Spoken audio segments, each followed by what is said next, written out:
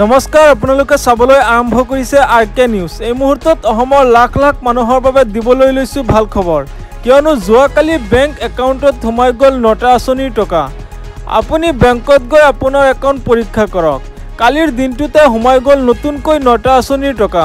লগতে কৃষকসকলৰ বাবে আহি পৰিছে ভাল খবৰ। এইটো সপ্তাহতে ঘোষণা হ'ব PM কিষাণৰ 20 নং কিস্তিৰ ফাইনেল তাৰিখ।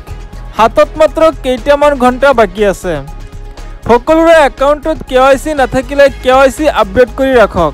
যোৱাকালি কোন কোন আঁচনিৰ টকা লাভ কৰিছে জনাই আছোঁ, আৰু তাৰ আগতে এতিয়াই ভিডিঅ'টো এটা শ্বেয়াৰ কৰি দিয়ক। 10 তাৰিখক পেঞ্চন আৰু অৰুণোদয়ৰ দিন বুলি কোৱা হৈছে। প্ৰতি মাহৰ 10 তাৰিখে একাউণ্টত টকা সোমোৱাটো নিশ্চিত কৰিছে মুখ্যমন্ত্ৰী হিমন্ত বিশ্ব শৰ্মাৰ চৰকাৰে।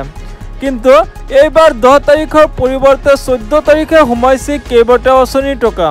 কিবা টেকনিকেল ইছ্যুৰ বাবে 4 দিন পিছত টকা সোমাইছে। যোৱাকালি অৰ্থাৎ 14 তাৰিখে কোন কোন আঁচনিৰ টকা সোমাইছে এবাৰ শুনি লওক।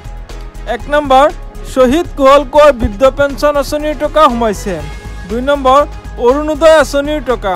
3 নম্বৰ, ইন্দিৰা মিৰি সাৰ্বজনীন বিধৱা আঁচনিৰ টকা। 4 নম্বৰ, দীনদয়াল দিব্যাংগন সাহায্য আঁচনিৰ টকা। 5 নম্বৰ, অৰুণোদয় 2.0 আঁচনিৰ টকা। 6 নম্বৰ, বৃদ্ধ পেঞ্চন আঁচনিৰ টকা। এইকেইটা আঁচনিৰ টকা সোমাই গ'ল যোৱাকালি অৰ্থাৎ 14 তাৰিখে। 10 ছেপ্টেম্বৰৰ পৰা সোমাব অৰুণোদয় 3 আঁচনিৰ টকা।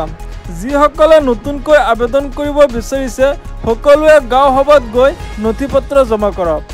এনেধৰণৰ ইনফৰ্মেটিভ ভিডিঅ' নিতৌ পাবলৈ চেনেলটো ছাবস্ক্ৰাইব কৰি ভিডিঅ'টোত এটা লাইক কৰি দিব। ধন্যবাদ।